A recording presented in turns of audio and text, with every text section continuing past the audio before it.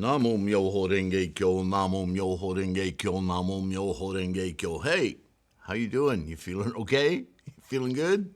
Yeah? Thanks for being here. Thank you for your practice. Today I hope goes a little better than yesterday. Did a bunch of updates on the computer. Don't know. A little disappointed at all my typos, but that's part of the process. So let's keep going with the MahaPariNirvana Sutra, right? Get right to it.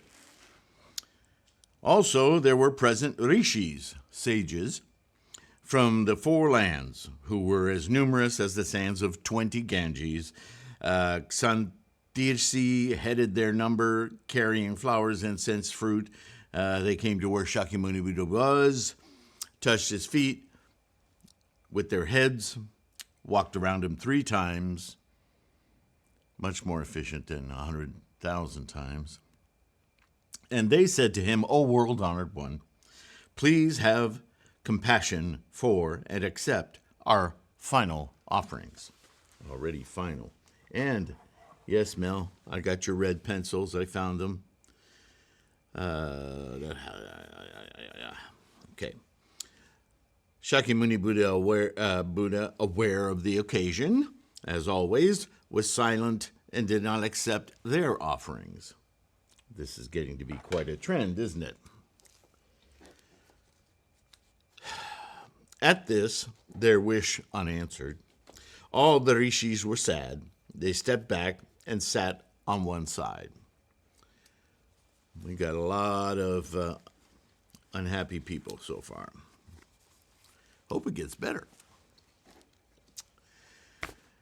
There was also present all the kings of the bees of Jambudvipa in India, or the world. Wonderful Sound, the king of bees, headed their number. They brought many flowers, came to where Shakyamuni Buddha was, touched his feet with their heads, walked around him once, stepped back, and sat down to one side. At that time, the bhikshus, monks, and bhikshunis, nuns of Jambudvipa, were all gathered together, excepting 2 venerable ones, Mahakashyapa and Ananda. Remember them, right? Also, there were stretches of space in between the worlds, as numerous as the sands of the innumerable Asamkaya infinitude of Ganges, as well as all the mountains of Jambudvipa, of which King Mount Sumeru headed their number. So we're talking about all the worlds of the trichliocosm, right? The cosmos. Grand were the adornments of the mountains. Old and luxuriant were the bushes and forests, and branches and leaves were fully grown so that they hid the sun. Various were the wonderful flowers which bloomed all around and were beautiful. The grand springs and streams were pure, fragrant, and transparent. Devas, Nagas, Gandharvas, Ashuras, Garudas, Kimnaras, Mahoragas, rishis, charmers, actors, dancers, musicians, they all filled the place. All these emancipated minds, once ones of the mountain and others, came to where Shakyamuni was, touched their heads to his feet, stepped back, and sat to one side. You notice nobody's making offerings anymore. They're just waiting to hear what's going to be said. At this time, the forest of sal trees of Kusinagara changed color and looked like white cranes. In the sky, a hall of 7 treasures spontaneously appeared. Sounds conspicuously like our mandala, our what's it called? Treasure Tower. At any rate, detailed decorations were engraved upon it. There were balustrades all around, with gems studded into them. Down round the buildings were streams and the bathing places of ponds where wonderful lotuses floated. It looked as if one were in Uttarakuru, in the pleasance of the Trayashtrima or Trayashtrimsha, the pure land. That is how things were in the South Forest, and adornments all lovely and wonderful. The Devas, Asuras, and others all witnessed the scene of Shakyamuni Buddha's entering nirvana, and were sunk in sorrow, sad and woebegone, in this beautiful place. Then the four guardian angels of the earth, this is sounding really religious right now, and Sakrodhenvendra said to one another, "See, all devas, human beings, and asuras are making preparations and intend to make their final offerings to Shakyamuni Buddha. We too shall do the same. If we can make our final offerings, it will not be hard to be perfect in dana paramita, perfected giving." At that time, the offerings of the four guardians of the earth were twice. I'm going to take up the angel's business. That's just crazy. Of the earth were twice as many as those that had preceded them. They carried in their hands all such flowers as mandara, mahamandara, kakiruka, maka kakiruka, manjusaka, ahamanjusaka, santanika, makasantanika, loving, great loving, samantabhadra, samantabhadra, time, great time, fragrant castle, greatly fragrant castle, joy, great joy, desire calling, great desire calling, fragrant intoxicating, greatly fragrant intoxicating, all fragrant, greatly all fragrant, the emancipated mind, golden leaves, nagapuspa, parasitra, kovindara, and also carrying wonderful dishes. They came to these where Shakyamuni Buddha was and touched his feet with their heads. All the light of these devas outshone the light of the sun and moon, so that these could not be seen. With these utensils they intended to make offerings to Shakyamuni Buddha. Shakyamuni Buddha, aware of the occasion, was silent and did not accept their offerings. What a shock! Their wishes not granted, the devas were sad and worried, and they stepped back and sat to one side. How many more times is this going to happen? At that time, Sakrodhenvendra and the beings of the Trayashtrimsha, the pure land, carried up to the vessels of their offerings, which were twice as many as those that had preceded them. Of course, it just keeps getting more obscenely large. The flowers which it carried, they carried, were equally as many. Wonderful was the fragrance, very lovely to smell. They carried the victory hall, Vaijanyanta, palace of the Sakrodhenvendra, and many small halls, and came to where Shakyamuni Buddha was, touched his feet with their heads, and said to him, "O world-honored one, we greatly love and protect Mahayana. O Tathagata, please accept our dishes." Shakyamuni Buddha, aware of the occasion, he was silent and did not accept their dishes. Shakra, Indra, chief of the karmic potentials, and all the devas, their wishes not fulfilled, were sad. They stepped back and sat on one side. The offerings of those up to the sixth and pure land increased in size one after the other. There were bejeweled hanging ensigns, banners, and parasols. Even the smallest of the bejeweled parasols covered the four lands. The smallest of the banners covered the four seas. Even the shortest of the hanging ensigns reached Maheshvara's Pure Land. Soft breezes blew, and sweet sounds arose. Carrying up the sweetest of dishes, they came to where Shakyamuni Buddha was, touched their feet with their hands, and said to him, "O world-honored one." This is getting, well, it's getting a bit ridiculous, isn't it? Sorry, I'm looking for a typo. Oh my. O Tathagata, pray, O Buddha, have compassion for and accept our last offerings. And it's not that it was their last offerings. I wonder if I should reword that. Their last opportunity of offerings, right? Because Shakyamuni's already declared that he's going bye-bye. He's leaving. All right.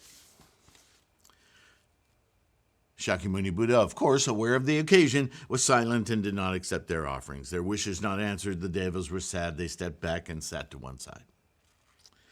All the devas up to the highest and pure land were gathered there.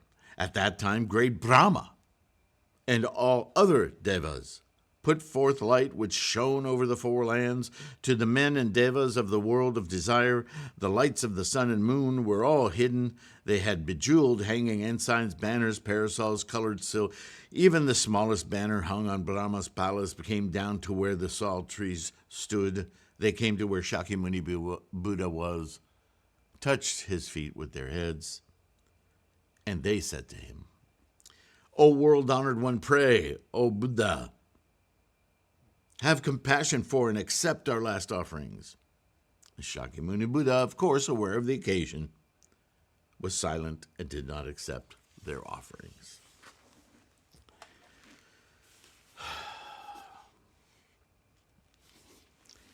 You can't say that Buddhist writings were not repetitive in an attempt to be clear, to leave no personages unturned, as it were.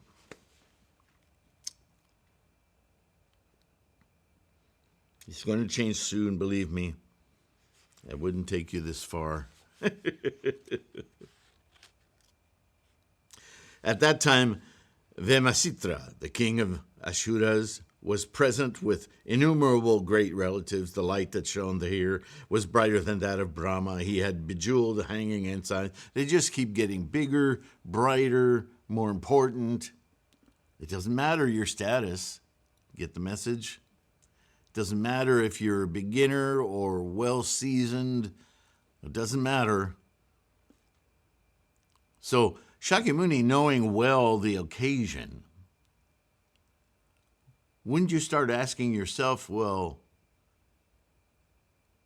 how earth-shattering is this occasion? Maybe I didn't realize I was beside myself that he's declared that he's leaving, that he's going into parinirvana. I don't want him to leave, right? Everyone, no matter from high to low,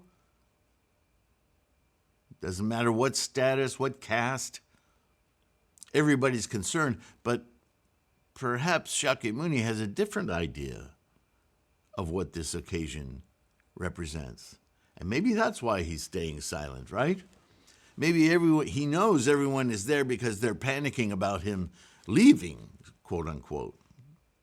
And not just him, Shakyamuni, leaving. Should I drop this hint? But it is their impression that when he leaves, Buddha leaves. How could they be having that impression? Ask yourself. This whole, including, well, we don't have Mahakashyapa and Ananda present. That might be a clue.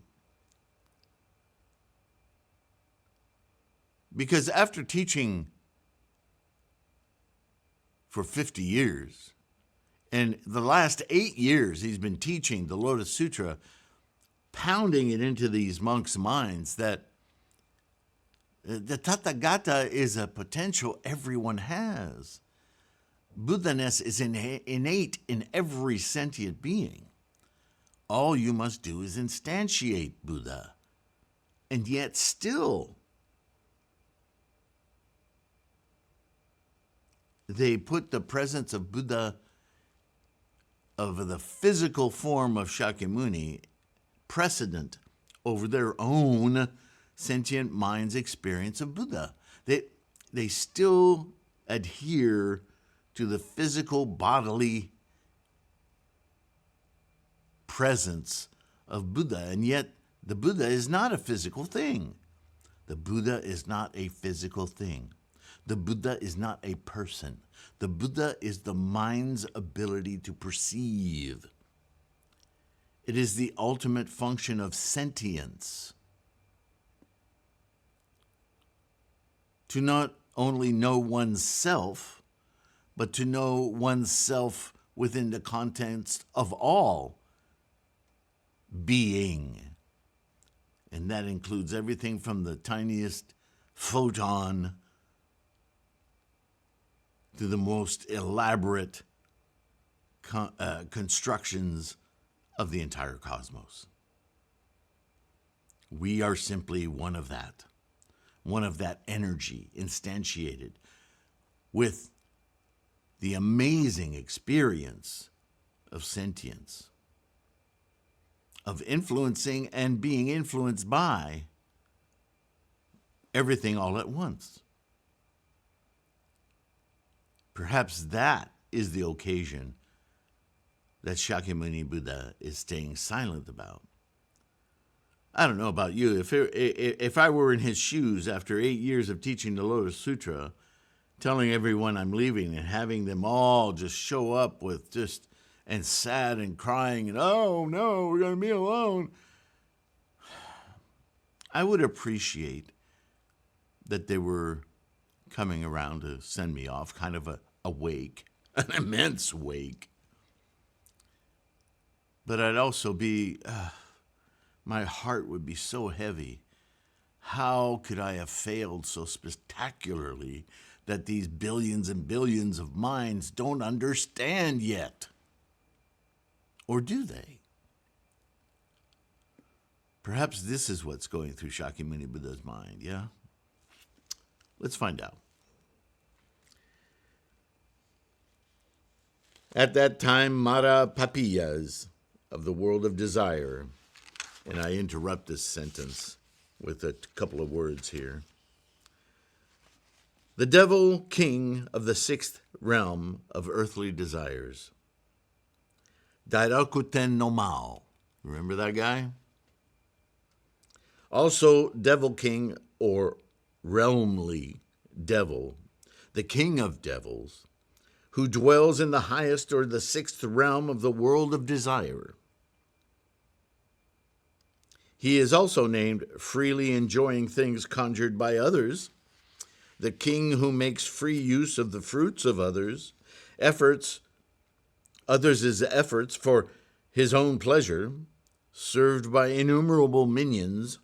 He obstructs Buddhist practice and delights in sapping the life force of other beings. One of the four devils. So when it says at that time, MahaPariNirvana is just another epithet for the devil king or Dairakuten no Mao. Yeah? So he's of the world of desires with all his kindred demons and domestic females, and with his innumerable people, opened the gates of hell, sprinkled out pure water, and said, "You now have nothing to do. Only think of Shakyamuni Buddha, the alms-deserving and all-enlightened one. Take part in joy, and offer your last offerings. You shall now have a long night of quietude." Then MahaPariNirvana made away with all the big and small swords of the poison and pain of hell. He had rain fall and extinguish the burning fire. Through Shakyamuni Buddha's power, he gained this state of mind. An interesting statement, no? Yeah. Again, Buddhism is about the mind. So this Dairokuten no Mao is just what you might imagine, the state of mind sweeping through all of these sad people. Ah, now I understand. He's not some Tasmanian devil coming out from the depths of some beneath the earth hell, like, right? That's not Buddhism. It might feel that way. It might be illustrated that way, but it's happening in our minds. He made all his kindred demons throw away their big and small swords, bows, crossbows, armor, arms, halberds, shields, long hooks, metal hammers, axes, war chariots, and lassos. What offerings they had were twice as many as those of man and the pure land. Even the smallest of the parasols covered the middle thousand world. They came to where Shakyamuni Buddha was, touched his feet with their heads, and said to him, "We now love and protect the Mahayana." Wow. This is about removing doubts, right? This Mara is all about doubt. There are, well, we kind of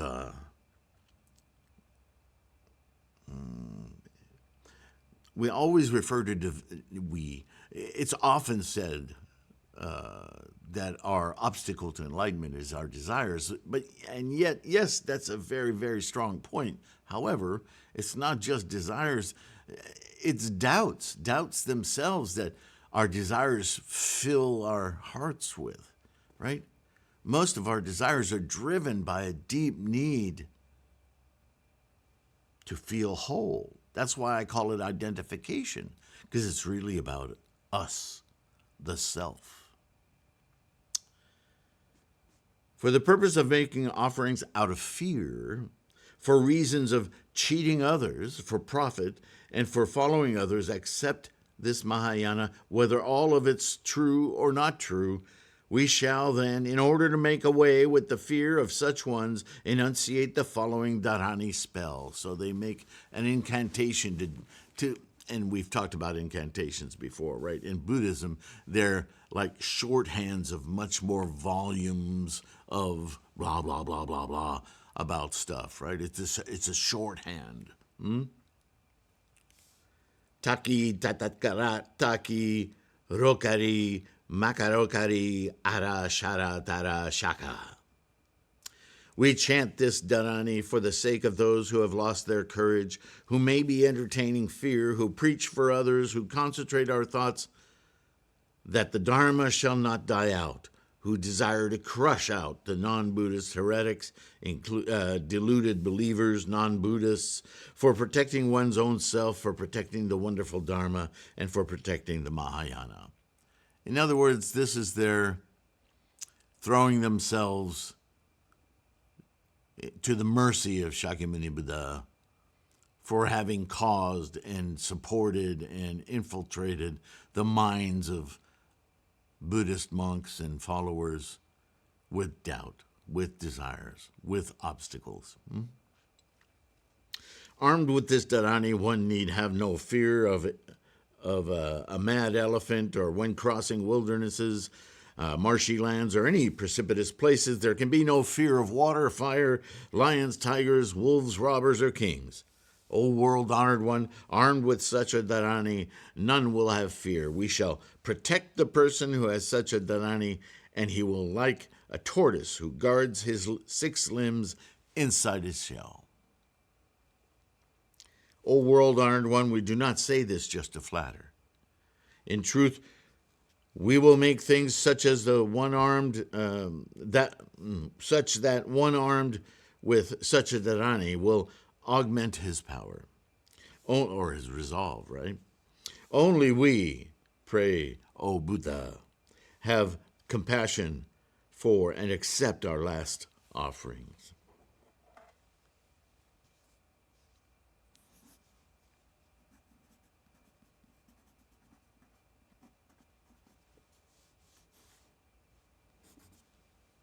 Then Shakyamuni Buddha said, "Oh, wait, he's not silent?"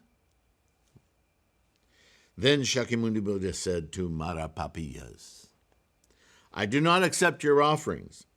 I already have your dharani. This is to make all beings and the four classes of people of the Sangha rest in quietude. Okay. So, a very clear way to read this is that now that all these people are seated and sad and sorrowful, before they start succumbing to their doubts and start being overtaken by marapapiyas, Darakuten no Mao, he says to them, look, just calm down, be in quietude. He reassures them. So saying, Shakyamuni Buddha fell into silence and did not accept the MahaPariNirvana's offerings, right? We're not going to go there. Thrice, Darakuten no Mao asked Shakyamuni Buddha to accept them, but Shakyamuni Buddha would not. Pretty insistent are those doubts and desires, yeah? At that time, there was present Maheshvara Raja, with his innumerable kindred and other devas. They carried in their vessels of offerings, which were far more than those of Brahma and Indra and those of the guardians of the earth. Men and devas, the 8 beings, the non-humans, the preparations which Sakrodenvendra had made looked like black against white, as when the white of horseshoe shell is taken up for comparison, and all glory disappears. Even the smallest of the bejeweled parasols covered 3,000 great thousandfold worlds. Remember, I was talking about the Trichiliocosm. I'm never sure if I say that word right. Carrying such vessels of offerings, they came to where Shakyamuni Buddha was, touched his feet with their heads, walked around him innumerable times, and they said to him, O world-honored one, what paltry things we now have with us may be equal to the offerings made by us by mosquitoes and sawflies to a man throwing a scoop of water into the ocean, or trying to assist with a small light that of 1,000 or 100,000 suns, or trying in spring and summer, when there are so many flowers, with just a single flower to add to the glories of all the flowers, or to the splendor of Mount Sumeru with just a pickpocket seed. How could there be any augmenting of the great ocean, of the brightness of the sun, of all the flowers and of Sumeru, O world-honored one? What little we carry in to you here may well be likened to this. We could indeed offer you incense flowers, masked dances, banners, and parasols of the 3,000 great thousand worlds, but these are still not worthy of mention. Why not? Because you always undergo pains in the unfortunate realms of hell, hungry pretas and animals. Because of this, O world-honored one, please have compassion for, and likewise accept, our offerings.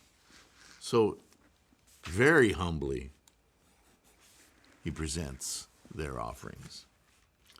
Now in the east there is a Buddha land, as many lands far out as the sands of uncountable, innumerable asamkayas of Ganges, one called easy in mind and beautiful in sound. And Shakyamuni Buddha there is called equal to the quiescent energy, the Tathagata field, alms-deserving, the all-enlightened one, the all-accomplished one, the well-gone, the all-knower, the unsurpassed one, the best trainer, the teacher of the pure land and earth, and Shakyamuni Buddha, world-honored one. At that time, Shakyamuni Buddha spoke to his foremost great disciple, Go now to the land in the west called Saha, the Saha world, yes? Or endurance. our world of hardship, of dukkha, yeah? There is a Buddha in that land called Buddha Shakyamuni, who is the alms-deserving, the all-enlightened one, the all-accomplished one, the well-gone, the all-knower, the unsurpassed one, the best trainer, the teacher of pure land and earth, and Shakyamuni Buddha, world-honored one. He will enter parinirvana before long. O good man, carry to him the fragrant dishes of this world, the ones fragrant and beautiful which give quietude. Offer this to him. Having taken this, he will enter parinirvana. O good man, also, bow before Shakyamuni Buddha, put questions to him, and do away with whatever doubt you have. Interesting that we now talk about putting away doubt right after this episode with MahaPariNirvana, yeah? Then the Bodhisattva Mahasattva of boundless body at that stood up from his seat, touched Shakyamuni Buddha's feet with his head, walked around Shakyamuni Buddha 3 times, took with him innumerable samkhayas of bodhisattvas, left that country and came to this land of the Saha, the endurance land, this physical world. At this, the 3,000 great thousandfold worlds shook in 6 ways. The hair of those congregated there, Brahma, Indra, the 4 guardians. I'm sorry, I keep having to do this. I don't want to miss them, though. Yeah, there. Can do that. 4 guardians, Marapapiyas, Mahashvara, at this great shaking of the great earth, stood up on end, and their throats and tongues dried up in fear. They were so frightened that they shook and wanted to flee in all directions. As they looked at their own bodies, their light was lost, and gone was all their divine appearance. Then Dharmajaputra, Manjushri, stood up and spoke to those congregated there. Good people, do not fear, do not be afraid. Why not? To the east, as many as the sands of innumerable, uncountable asamkhayas of Ganges away, there is a land called easy in mind and beautiful in sound. Shakyamuni Buddha's name in that land is Buddha, equal to the quiescent energy. The alms-deserving, the all-enlightened one. He possesses the 10 epithets of Shakyamuni Buddha. There is a bodhisattva there of boundless body, accompanied by innumerable bodhisattvas. He desires to come here and make offerings to Shakyamuni Buddha. By the power of that Buddha, your body now does not shine out. So gladden yourselves. Do not fear. Because this portends a very eventful teaching. Then those congregated saw far off a great number of people from that Buddha, whom they saw as though they were their own forms reflected in a mirror. Reinvestigate yourselves. Then Manjushri said to those congregated there, you now see the people of that Buddha just as you see Shakyamuni Buddha himself. By Shakyamuni Buddha's power, you can clearly see all the innumerable Buddhas of the 9 other Buddha countries. What countries do you think he's talking about?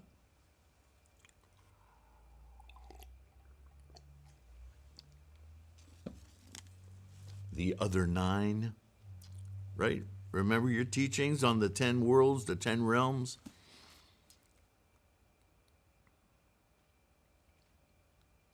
So all these bodhisattvas, all of you, everyone in attendance, your presence, how does he say it? By the Shakyamuni Buddha's power, you can clearly see all the innumerable Buddhas of the 9 other Buddha countries, right? Because, yes, animality co-penetrates or interpenetrates with the other 9 worlds, right? The animality of bodhisattva, the animality of hunger, so on and so forth. But there's a hell of a lot more connections happening constantly. That's why we come to the 3,000 realms in a single thought moment. Buddha also is throughout all of those lands, because those lands are the influences in our mind, our karmic freight train of influences, influencing every moment of our life, as well as interpenetrating with our environment and being influenced by those 3,000 realms. See, once you break this down to such a small, granular minutia of thought, experience, Buddha experience. That's why the Buddha is throughout, just like all the others, why they're all co-penetrating, because it's experience. And when you see life from that perspective, the need for identification, for a self, it just disappears. There's no use for it, because the self becomes this engaged energy, momentum, moving through along with the entire cosmos from moment to moment to moment to moment. Wow, look at this happening. I am being. This is what it is to be an enlightened mind. It doesn't mean everything else goes away. It just means that you understand the nature, the foundation, the energy that is everything all at once.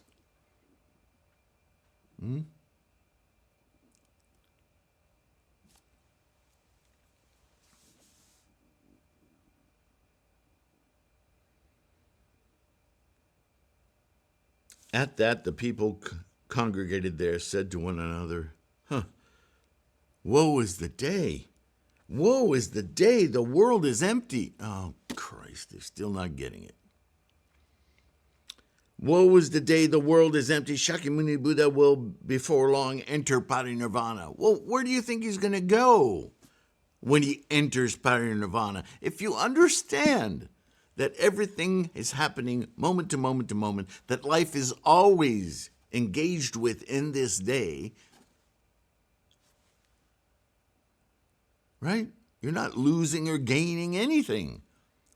Everything is just constantly changing form, expressed potential in the land, the air, the realm of forms.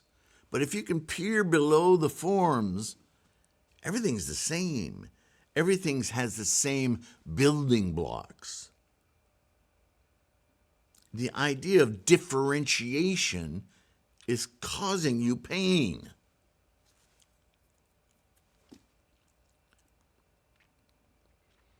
It's not that you need to get rid of it, it's that you need to recognize it.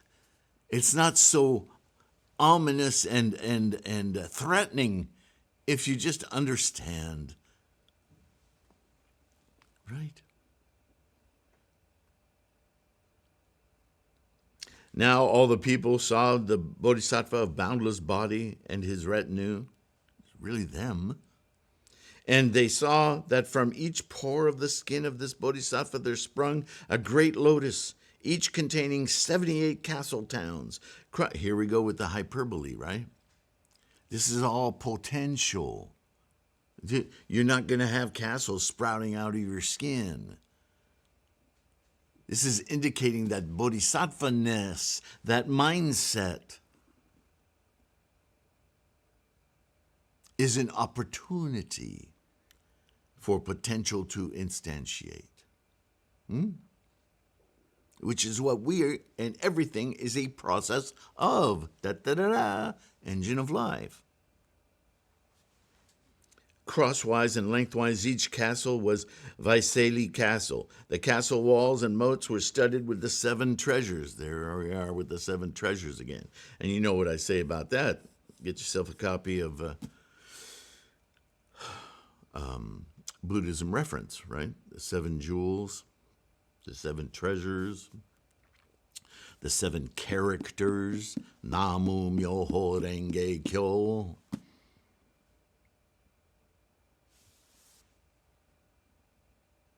There were bejeweled avenues of 7 rows of tala trees.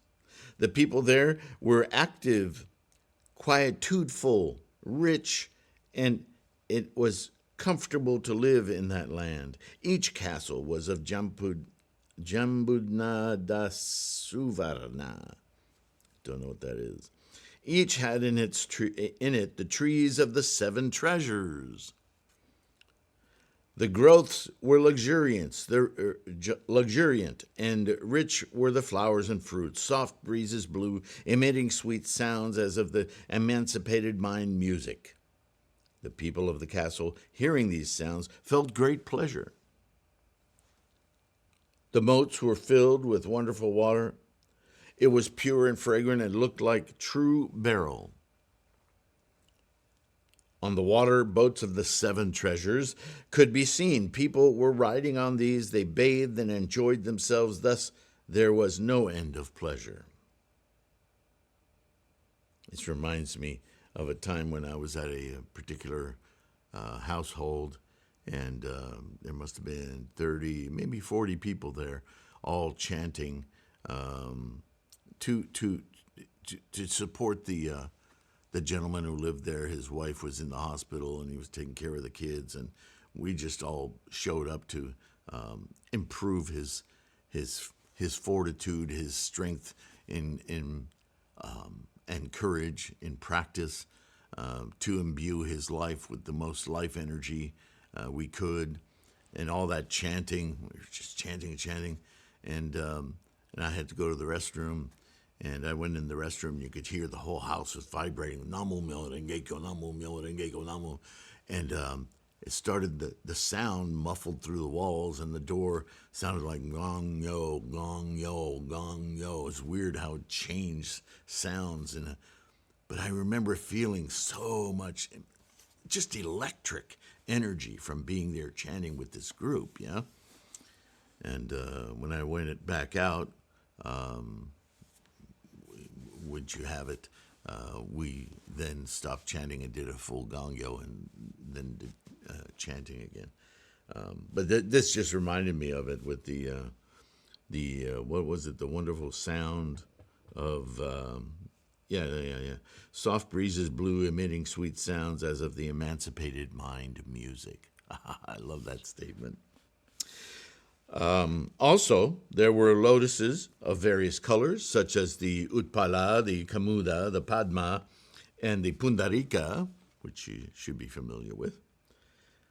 These looked like great wheels seen crosswise and lengthwise. Above the moats were many gardens. In each were 5 ponds, in which there were again such wheels seen crosswise and lengthwise. They were fragrant and pleasingly. The water was pure and soft to the touch. On this could be seen lapwings, wild geese, and mandarin ducks floating. Garden houses of the gems were there, each of which was rightly square, crosswise and lengthwise, filling an area 7 yohanas square. All the walls were made of the 4 treasures, gold, silver, beryl, and crystal. All around were windows, lattice windows, and handrails of pure gold. The ground was of Turkestan, dwarf, and covered in gold sand. In this palace were many streams, springs, and bathing ponds of the 7 treasures. Each side wall had 18 ladder steps of gold. The plantain was the Jambudnadasuvarna, and resembled the pleasantness of the Trayashtima, the pure land, sometimes called the Trayashtima heaven, right? Each of these castles accommodated 80,000 kings, and each king had with him innumerable consorts and female attendants. All were amusing themselves and were pleased and happy. The same applied to the other people who were amusing themselves where they lived. The people there heard no teachings other than the unsurpassed Mahayana. On each flower was a Shimhasana, each leg made of a beryl. On each seat was spread a white, soft silken cloth. The cloth was wonderful, unsurpassed in all three worlds. On each seat was sat a king preaching Mahayana to his people, some of them holding books in their hands, reciting and practicing the way.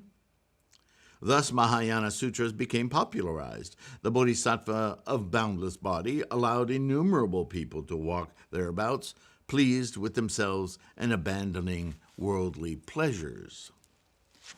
So we're almost at the end of this chapter when everything's about to take a shift. And as you know from the Lotus Sutra readings and other sutras, this is kind of the format, right? We introduce this whole preparatory scene. So I guess I'll go ahead, this is getting a little long, but I'll go ahead and finish this chapter so we can get beyond it in the next video, yeah? All of them said, woe is the day, the world is empty, Shakyamuni Buddha will soon enter parinirvana.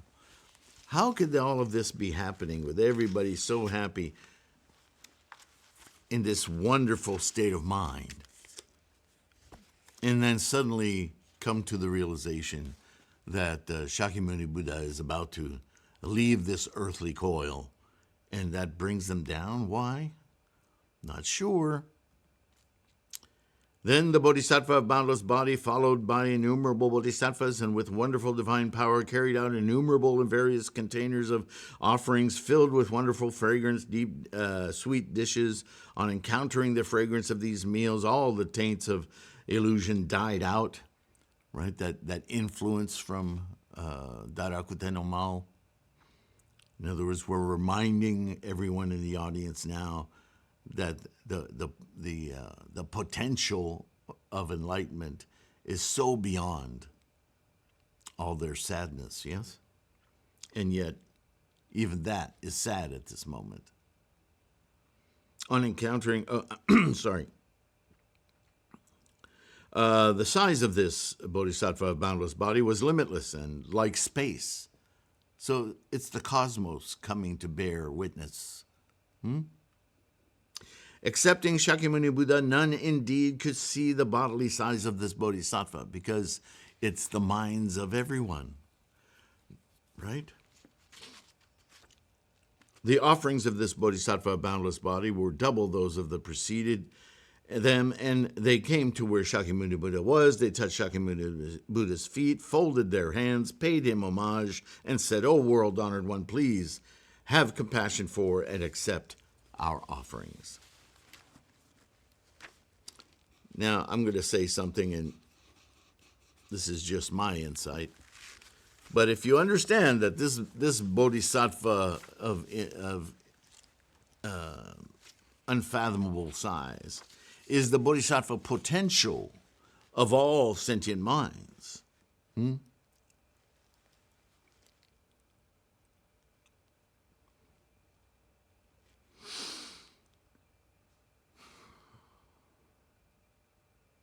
have compassion for and accept our offerings,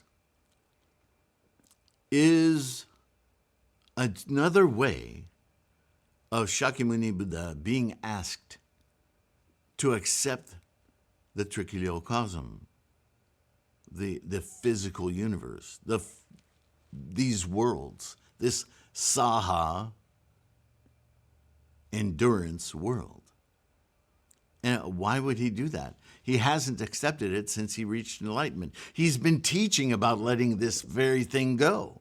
Why are they offering it to him as some kind of a gift? He didn't want it.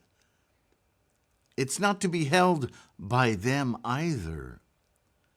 It's just an experience, right?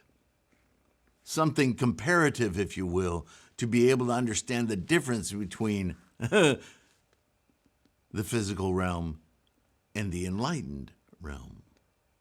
which is the same place, is just experienced from a completely different sentience. Yeah. Then there did not remain a space left in the auspicious ground of wheel between the sal trees and within 32 Johanna square, which was not full of people. I mean, people were everywhere. The entire cosmos is present, in other words. At that time, all the space around the persons of the Bodhisattva of boundless body and his retinue who were gathered there from the four quarters looked merely like the point size of a mote or awl or needle. All the great bodhisattvas of all the innumerable Buddha lands of the 10 directions were gathered together there. In addition, all the people of the lands of the 10 directions were gathered together there. In addition, all the people of Jambudvipa were assembled there except for the pair, Magashapa and Ananda. How suspicious.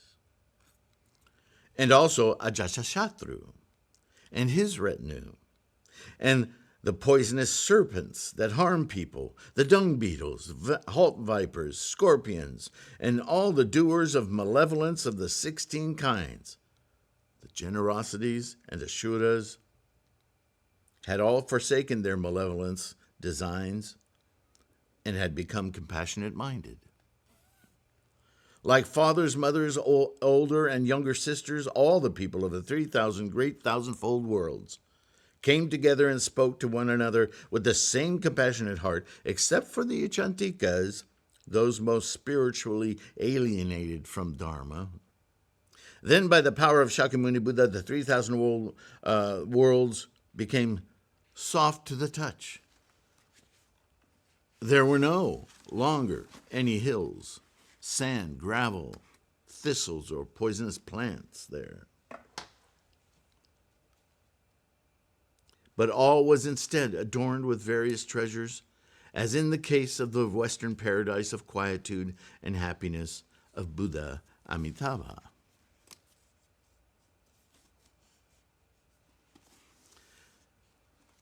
At that time, all those congregated there saw the innumerable number of Buddha lands as though seeing their forms reflected in a mirror.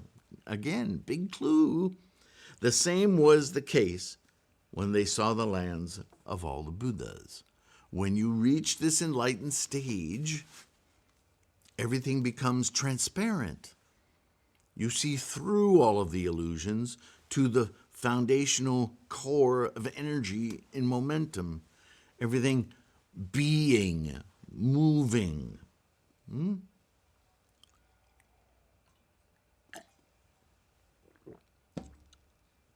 The light that issued from Shakyamuni's face was fivefold in color, and it shone and covered all the great congregation so that it blotted out the light that came out of the body. Having done this, it again turned back to Shakyamuni Buddha, back to him through his mouth. Then the emancipated mind, beings, and all those congregated there, Ashuras and others, became greatly afraid. Again, as they saw Shakyamuni Buddha's light entering him through his mouth, their hair stood on end. What's happening? And they said, the light of Shakyamuni Buddha, having appeared, goes back and enters him again. This is not without reason. This indicates that Shakyamuni Buddha has done what he intended to do in the 10 directions and now will enter nirvana and as his last act. They're so worried about him disappearing. There's a great message in this light returning to him. We all have it. It's what we do when we use the mirror of our mandala. Namu Myo Renge Kyo comes right back in. It's our Gohonzon mind, our Buddha eye that opens.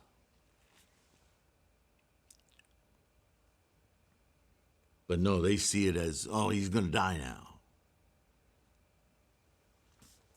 They held up their hands. Whoops, wait a minute. I jumped ahead.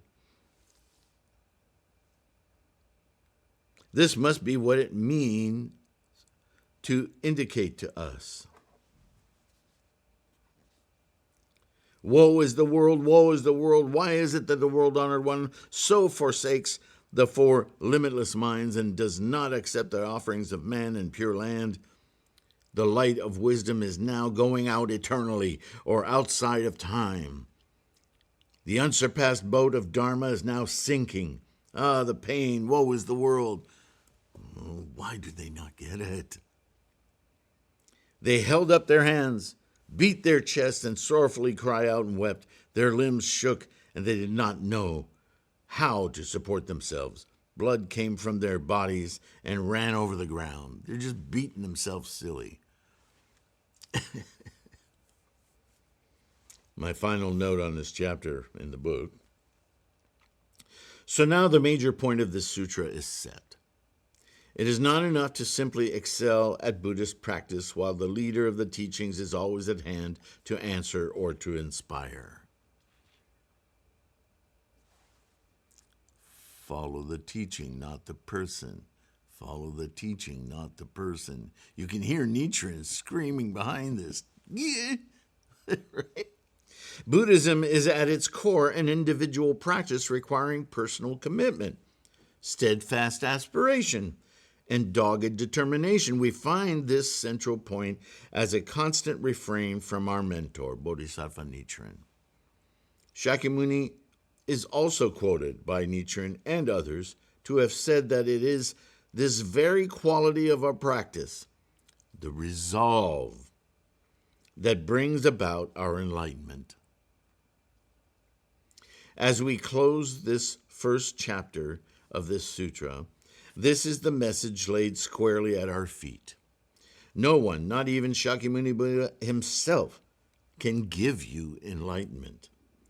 It is all up to you, and it is already there for you to enliven. So, that's the first chapter, and it's setting the tone, isn't it? Not messing around. Chapter 2 on Kunda. And here things start to happen. I hope you'll be here for this next video.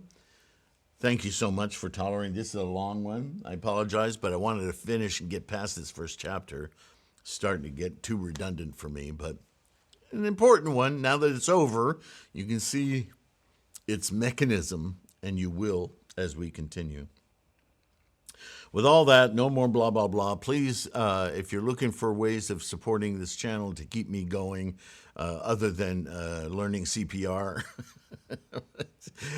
your donations, your support, your liking these videos, your what do you call it, prescribing. My brain is going, folks. Subscribing, right? It's all helpful. It's especially those of you on Patreon. Thank you so much. Bodhisattvas you are. Buying books, using Patreon or PayPal. Thank you. I wish I could name all of you, but it's just know that I have deep feelings of gratitude for you. And if I've missed you in my mailings, if you're on Patreon or you're doing donations through PayPal, let me know, and I'll make sure I send you ebook copies for free of the Buddhism reference manual and the Lotus Sutra, and this when I straighten out all the typos and everything. Thank you so much. And take care of your health, as I always say, and I'll see you in the next one, okay? Bye for now.